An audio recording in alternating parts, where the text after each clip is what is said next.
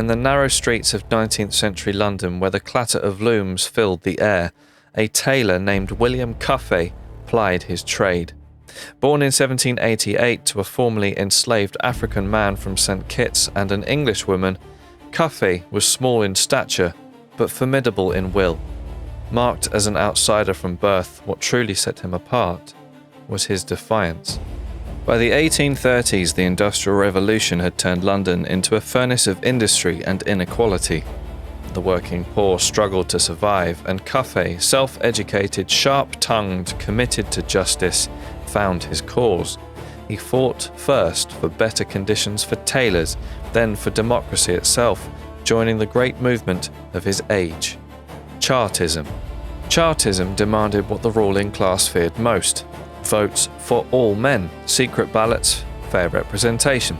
For a working-class black man to rise in its leadership was remarkable.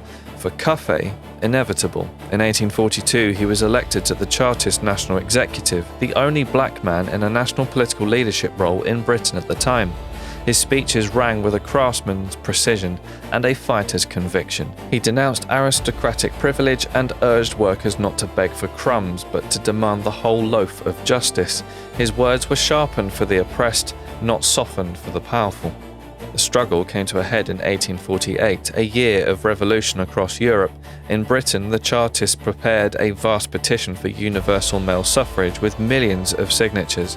On the 10th of April, tens of thousands gathered on Kennington Common.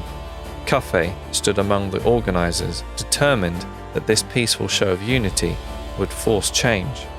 Instead, Parliament dismissed the petition with contempt.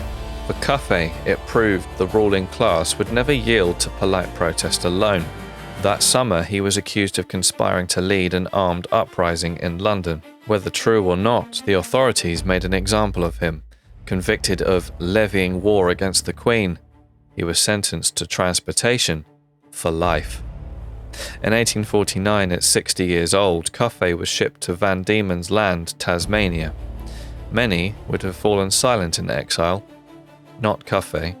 In Hobart, he continued to petition, to organise, to demand reform. Even in the farthest corner of the empire, he remained what he had always been, a voice for the voiceless.